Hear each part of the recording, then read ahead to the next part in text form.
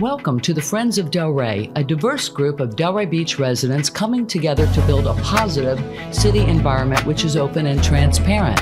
Our goal is to inform, share, and unite.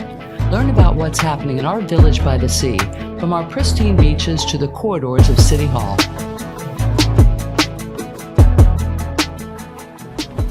Hello, I'm Jim Chard, and obviously not Judy Malika. I'm sitting in for her because she is getting a well-deserved rest in Europe. So we are honored to have with us today Craig Agranoff, who is a professor at FAU of political science, polling, and marketing. He also has been very widely featured on television, news, and also news programs. He is the author of 3 books, fourth underway. He is marinated in the Delray politics and the history of Delray politics, and is also a famed connoisseur of pizza. Most notably, the reason we have him here today is he has recently emerged as a very knowledgeable person in the field of artificial intelligence, which in the last 6 months has just simply exploded. So he is going to be here today to talk to us about the impact of artificial intelligence, particularly generative AI, on education and city government. Welcome, Craig. Thank you guys for having me, and thank you for that warm introduction. Out of everything people usually talk to me about, and when they describe me, the one that I am most proud of is my pizza prowess. I love pizza. Do you want to do a pitch about a website on pizza? I mean, I do have a website called worstpizza.com. It hasn't been too active in the last year or so just because I've been sidetracked with other stuff. But at one point, it was like the second most visited pizza site on the web. And then that guy with the video came about and stole my thunder. I can't even mention his name. I'm so envious of him. But I'm coming back in the pizza world, so we got to do that. But yeah, I mean, look, this is a field that is pretty brand new for the layman, right? It's been out there with the developers for years and years, or else we wouldn't have the technology we have now. But many times the newscasters are calling me up and saying, well, you're an expert in the field. And I say, there is no expert in this field right now. Like, the only people who are the experts are the charlatans that are probably trying to sell you courses on how to use AI for your real estate career or for your medical practice. There are no experts in this. We're all learning this together. It's just some people tend to learn to use it better. But hopefully after today, we'll all become a little bit more knowledgeable on how to use AI. But it is really on an asymptotic curve in terms of its growth, right? Since basically January and the introduction of ChatGPT. Yeah, when you look, and by the way, that was a big word. I'm not sure I could spell that. I did it just for you. I'm not sure a lot of us can spell that. But yeah, look, it got to 1 million users in record time. And as people are learning about it, they're using it more and more. And the more data that you feed the systems, the better they become, and the more they become like us almost. And that's why so many people are frightened about what the future holds for AI. But at the end of the day, I think we should embrace it. And we'll talk about ways to perhaps, we'll get to that maybe, and what AI even is. Well, I think you have a strict definition of what it is, right? I do. Jim, I wrote down, because I had a little time and I was thinking, what's an easy way to describe what AI is? Because most people don't understand that there's AI and there's generative AI. Right. Most of us are used to using the generative AI, like the ChatGPT. But if I could read for a moment, if you don't mind me looking at my screen, AI, or artificial intelligence. It's sort of like class notes, right? Yeah, this is Cliff Notes. Oh, okay. I mean, as a professor, I know how to do things short because I know the students now are all using this too. But it refers to the development of computer systems that can perform tasks that would typically require human intelligence, whereas generative AI is a subset of AI. And that focuses more on creating models that generate new content of data, such as text, images, or music, video. Those models are designed to learn patterns from existing data, and then generate new original content based on those patterns. So we're getting a little bit more used to that with ChatGPT 3 and ChatGPT 4, right. And it's hard to explain on this camera, but if you took like a little sprinkle of salt and put it here on this table, that's what ChatGPT 3 is. ChatGPT 4 is becoming much bigger, and as it goes, you're going to have so much data and what it's learned. This is going to be very similar to like your iPhone when you first got it, compared to the iPhone now. It's just going to grow exponentially, and if you don't join now and come onto the bandwagon, you're going to miss a lot of the learning curve that's going to bring people to where they have a slight advantage of you in business, in life, in schooling, and so on, especially in politics. I have to say I did a little homework and loaded down ChatGPT over the weekend, and also Delray, which is the painting app. And seriously, everybody should do it. It's essentially free. You can become Picasso in about 5 seconds just by describing a painting that you want. It's truly something that is incredibly powerful, and that leads to, given how powerful it is and how easy it is for us to start with it, is that something that is going to be a savior for mankind, or is it, like Elon Musk says, it's going to destroy Homo sapiens? I mean, it could be all. Okay. And sure, can it kill Homo sapiens? Yeah. If you create robots that are relying upon the AI, eventually they can control themselves and do things. That's science fiction, but it's true. You know, there's a book I once read from the CIA, and it said if you're seeing it in movies, it's already being developed. Right? And yeah. when I go to visit my dad and I'm on my watch and he's like, wow, Dick Tracy really is here now. You know, it's hard for people to fathom, but the things we're seeing in these movies or reading about, they're going to be here. So do I think we're going to have this like war between, you know, the robots and the humans? I don't think I'll see it in my lifetime. But what we will see is really amazing uses of this AI. And, you know, Jim, I'm not sure of some of the questions you might ask, so I'm sorry if I jump ahead. But please do. Like with anything that comes about, there's going to be the fear of change. And anytime there's a fear of change, you get panic. So take, for example, the fact of AI tracking our faces, right? Many people say that's an invasion of my privacy. Other people say, well, if it can save me from a terrorist blowing up the Super Bowl, I'm all for having my face in the screen. But those same people don't realize that that same technology, once it's created, AI now at an airport can do so many things. For example, your plane pulls in. Do you ever think to yourself, well, what's happening when these guys get off and I come on? Did somebody check the plane? It's about to go back in the air for 5 hours. Are all the systems good? Does it have any gas in the tank? Right. So right now we rely on humans that go and they check every tank and they're supposed to do everything and there's a little checklist that they keep. But now the AI can monitor with laser precision to make sure that those same people went and did all those cross-checks and not let the plane leave unless they've all been done because it can spot every single thing. I feel more confident knowing that that's out there. So security. Right. So but what I'd like to do is get back to basically your expertise in political consulting and particularly in education.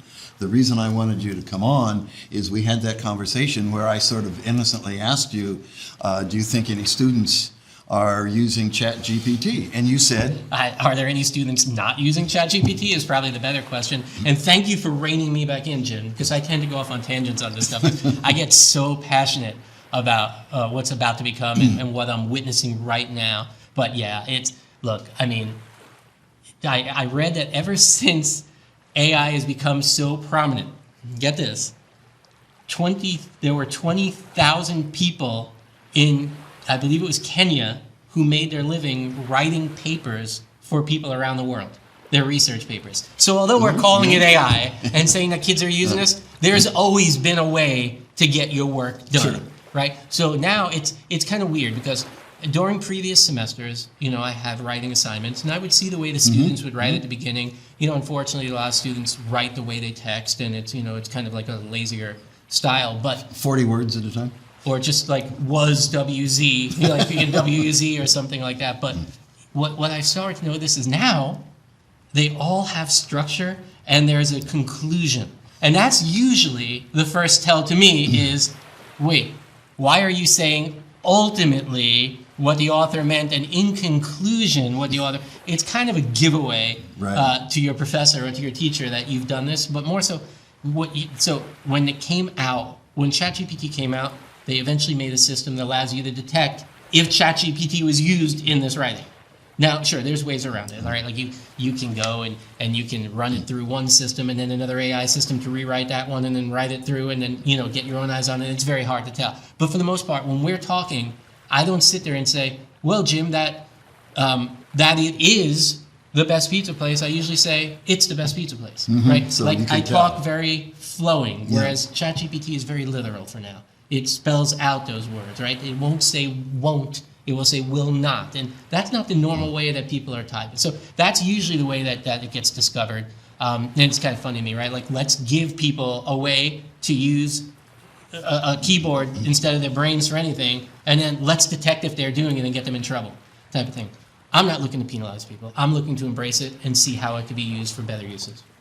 So in a sense, it's another tool like back in my day in school, VisiCalc was, you didn't have to use a slide rule anymore. It's a tool like that that automates educational functions and expedites the process of producing answers or reports or products. I'm beginning to think you're a little bit more elite than I am with your usage of these terms and other things. I don't even know if Stop that. I don't even know if I took calculus, But you do remember VisiCalc. I cannot say I do, but it must have been way before my time.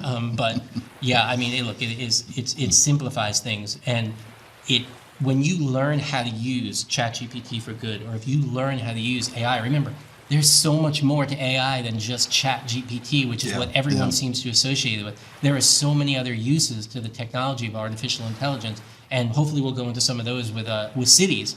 But you can't just sit there and say because somebody wrote an essay using ChatGPT that they didn't learn anything, right? Mm-hmm. There's other methods you can use in the classroom to ensure that they've learned something out of it. But more importantly, remember, they still have to proofread it. At least you hope they do. Yeah. Some people don't, and therefore you get like people writing book reports about the character had a feather in their ear and the cap, and meanwhile there was no feather and there was no cap in the book, right? Like sometimes it makes stuff up. But a little hack to get around that is simply tell in your prompt, don't make anything up.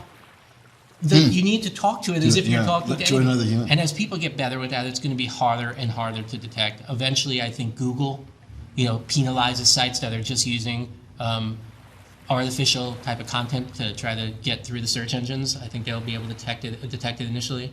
But we're a long way away. And there's other sites besides ChatGPT, like Google has Bard, that's equally as great, and it's more current. And it's built into their search engine. It is, and Microsoft, obviously made the investment into ChatGPT, so you can use that. So look, I mean, the uses are endless. I hope we'll get into some of those, but even when you talk about for city uses or in politics, take for example in politics. Let's go there. And you might have to rein me back in again. So I hereby. No, here, let me. Yeah, you might. Time on my Apple Watch. But I believe it was the GOP just put out a commercial showing that if you elect Democrats, you're going to have, and I'm paraphrasing here, you're going to have immigrants running through our streets. You're going to have Chinese bombers flying over Taiwan. The only issue is, it was all made up, right? The footage was Those fake. are It was deep fakes? artificially intelligent type of footage. Yeah. And it's frightening because people think it's real. So, I mean, I know that some of our senators and Congress people are trying to push through. I think Schumer is trying to push through a AI bill, but it's you can't just give people technology and then say, oh, but you can use it for this and not for that. You start running into problems. Think about Napster, right? They stopped Napster from streaming music, but look what ends up happening. You have all the pirate sites Apple that pop Music out, and then eventually Spotify comes out, and you couldn't put the cat back in the bag. No one's running out to buy your records anymore. So I think it's the same thing with this, is you can't release a tool that's so amazing. And evolving. And evolving Every day. where it could be used for such good, amazing things. But in politics, I think we're going to see a lot of campaigns starting to employ this for data crunching, right? Yep, So yep. if you want to get data on specific people who do specific things to target them with specific messaging, this is a great tool. It can go through entire databases within a second that would take other people, a week to do. You're going to start seeing this in political campaigns, writing the scripts for TV commercials and radio ads. You'll see it writing the direct mail pieces and the emails that come out to you. But based upon the data it has, and it's going to be very smart, that email will be even more tailored to you individually than it is And now. the next time you get one, it'll be more sophisticated and more micro-targeted to you or to your neighborhood or your fellow dog lovers or what have you. Correct, because if you think about it, when we send out an email to somebody and we get them to click on something on the website, right? Now we know that they like immigration or that they that they like environmental issues. Right. You want to send them more stuff for that. Mm-hmm. So you can set up some type of marketing automation now, but how about I don't have to do anything anymore?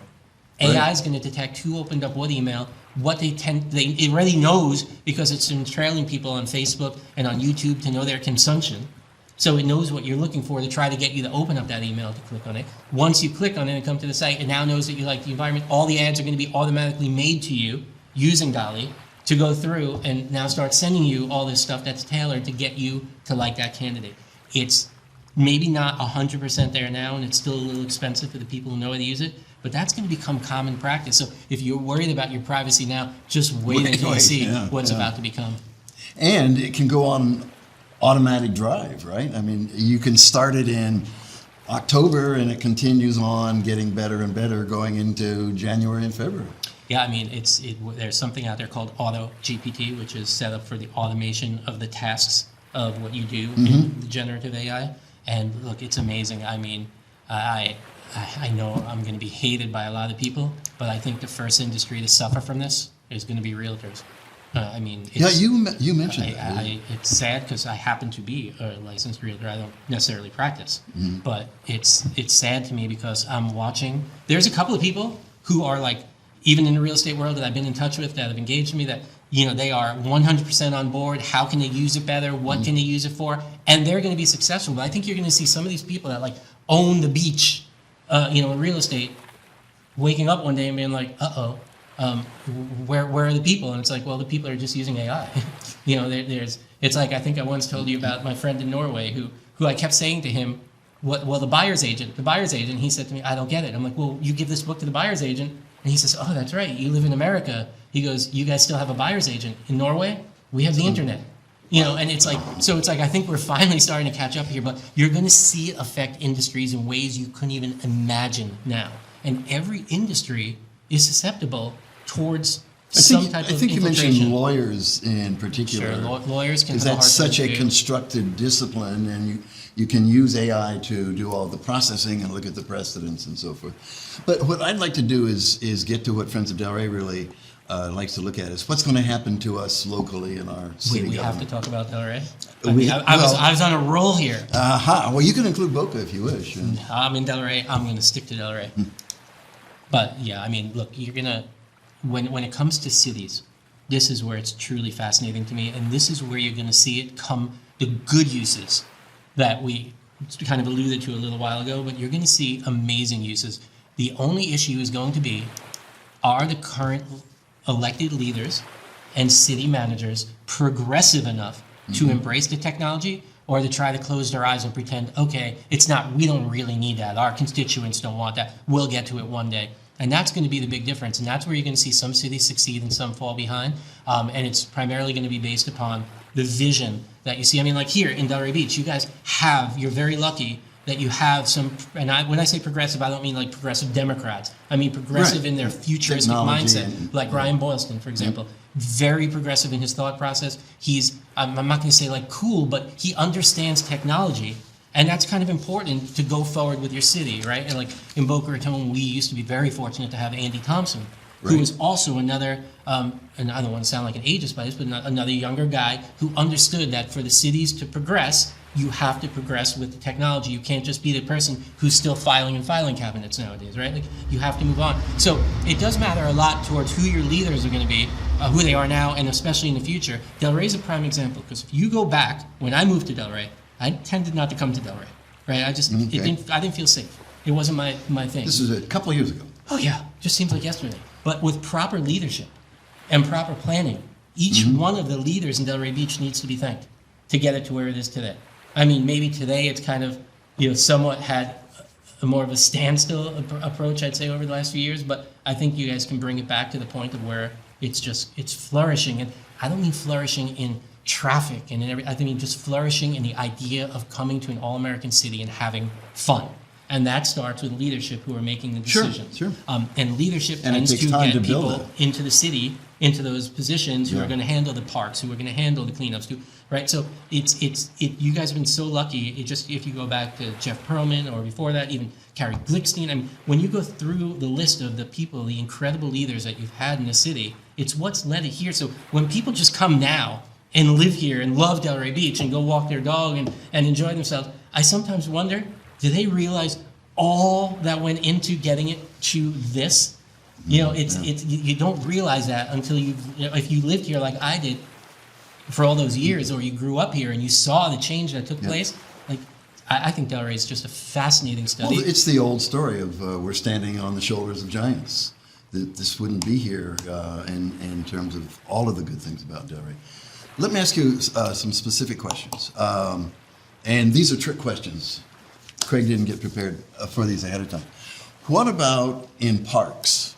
Could AI do automatic mowing and we would not need to have mowers anymore, or we could mow more frequently? Yes. I will use a Jim Chard word here, unequivocally. But so what you'll see in situations like that, and that's not such a trick question, that's a good question. But well, I'm warming up. I was not prepared. Okay. But what you'll see is there'll be, so you have now those automated lawnmowers. I don't know if you've seen them before. I have. But it's similar to like your robot vacuum in the house, which is probably actually just tracking a blueprint to Amazon of the inside of your house and where all your furniture is, and then sending it back so that they know what actually is inside and where you need things. But and how to market to you. Right, for besides a new that, couch. and it's probably listening to you too. But besides that, the lawnmowers will detect if it's raining, and they won't go out. It will detect if it's sunny, and it'll also be able to detect how long the grass is, and it'll go out and mow, come back, dump the grass off, go out and mow, dump the grass out. It starts raining, comes back in. When the rain stops, it goes back out. It mows again, right? It can sense if there's weeds. That's right. Right, and it can map out to let you know where the weeds are coming. There's also systems that will be in place that will go, when I tell you laser to the I don't even know what's smaller than a millimeter, but where it can tell you exactly, and it will only go and put the poison on the weed so that you can even send that out into the grass. So look, Yeah, I was out at the Glades for a tour of some of the farms out there, and they had, still in early stages, what they called headless tractors. In other words, without a human being on it. And they had drones that would specify where the wet spots were, where the weeds were, instead of having, and then the headless tractors would go out and resolve that. Instead of having the biplanes flying over, putting insect spray over everything. Yeah, It's just amazing. for the environment. What about traffic? What about traffic? Well, I'll get to traffic in a second, but when you think about the fact, all of what we just said, there wasn't even a human involved.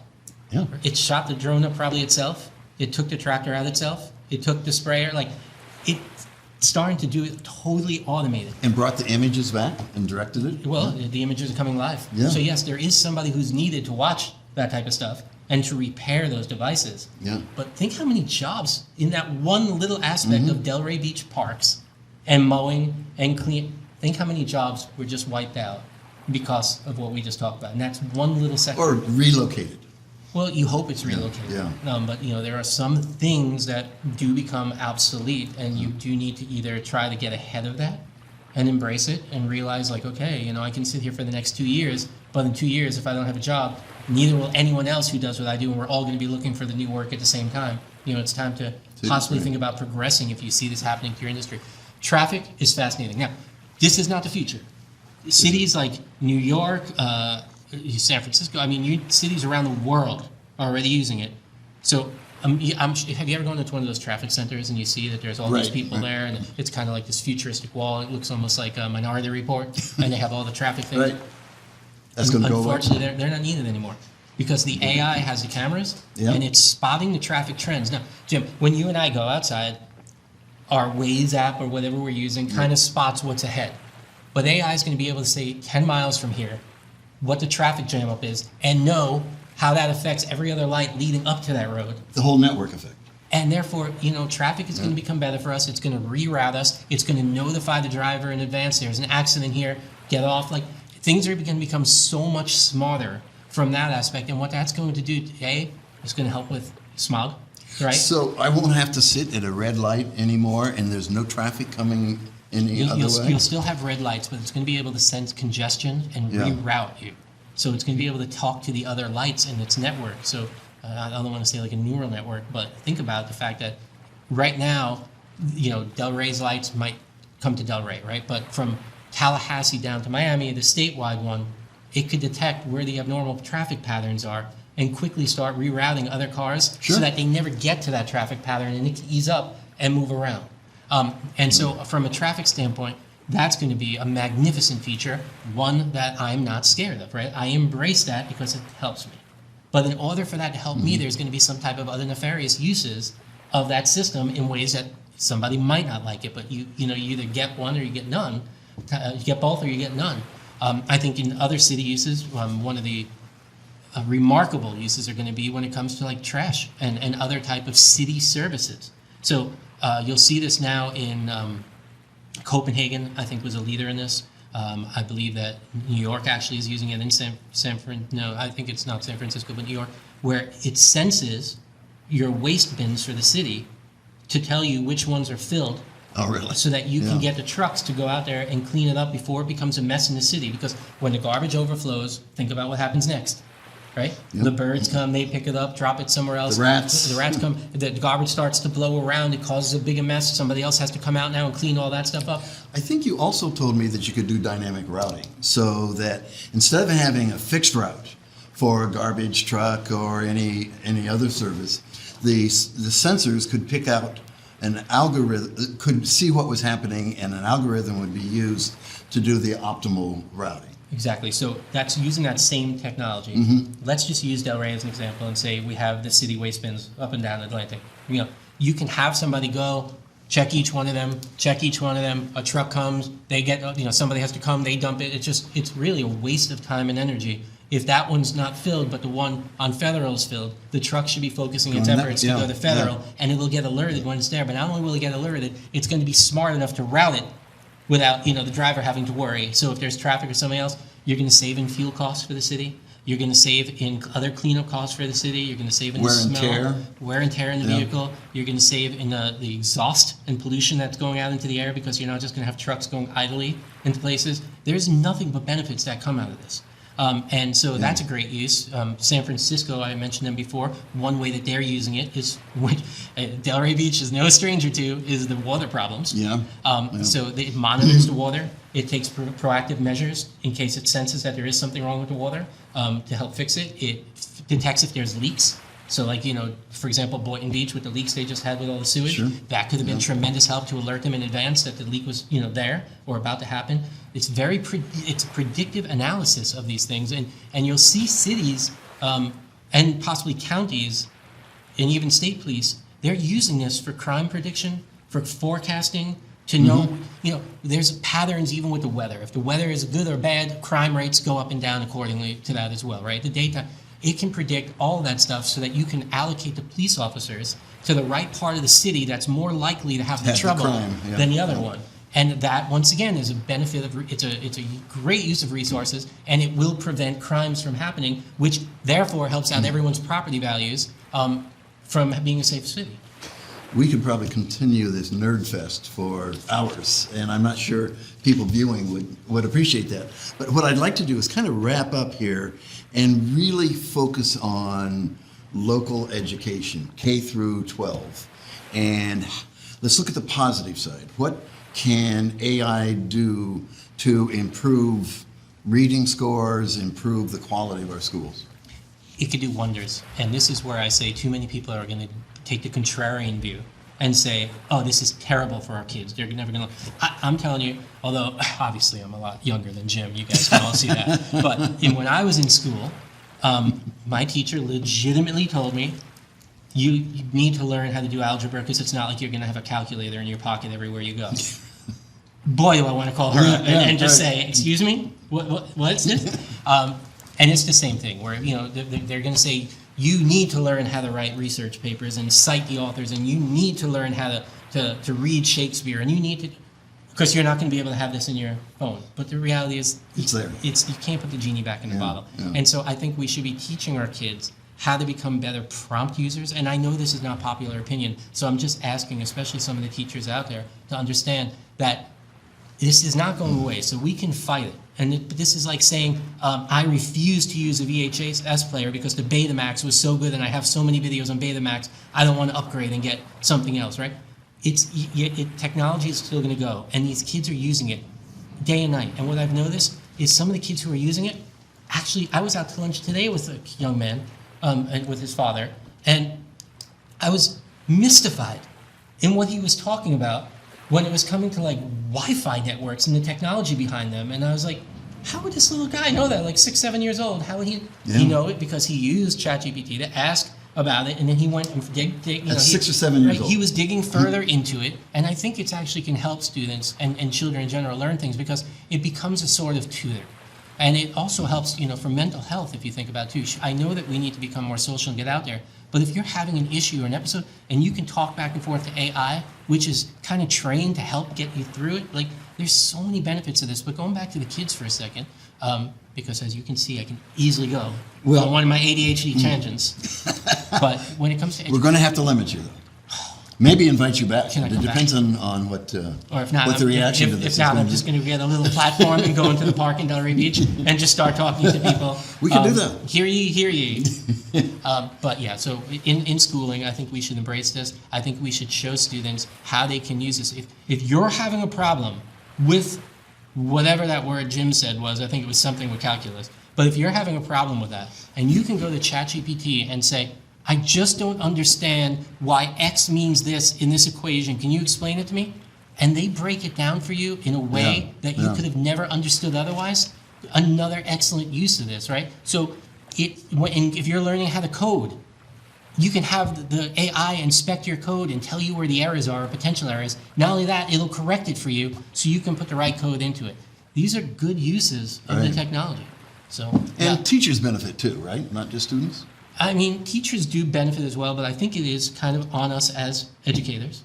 I understand not every educator is as good looking as me is too. I get that. I don't want to. They haven't had the plastic surgery. Right. I don't want to make anyone feel bad. But for example, you can use the AI and you can send the students out to say, okay, I want you to learn about the history of Delray Beach to understand why is Linton Boulevard named Linton Boulevard, and learn who might have been named after or the farm and where the farms came from. And they can get all of that on ChatGPT.